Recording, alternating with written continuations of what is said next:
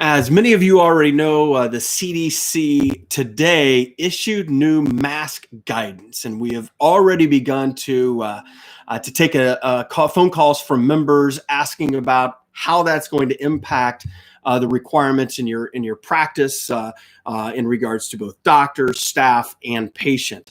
And there is a really short answer to that question, and that's this.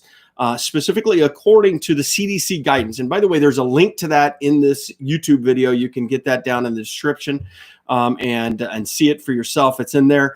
They do make some exceptions for the no mask for vaccinated people. So the biggest change is this is they actually released a lot of the social distancing and masking requirements for persons who are fully vaccinated.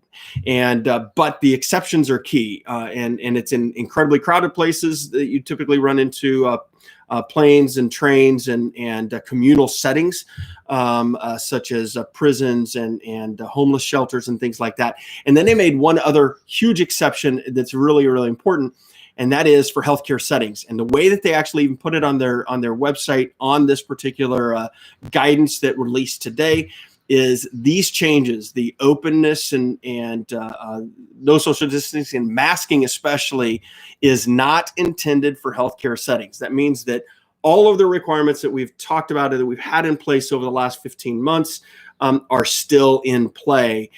You should still continue to mask as doctors and staff, and make sure also that your patients still come in masked. Now, if you have a patient ask, hey, I've been fully vaccinated, I don't have to wear a mask, you can let them know that according to the CDC guidelines, that in healthcare settings, masks are still required for both patients and staff, and just let them know that this isn't your rule necessarily. This is specifically related to the new guidance from the CDC. We know that you have these questions. We wanted to make sure that you had this information, and hopefully this answers your questions. If you have other questions, you can again scroll down.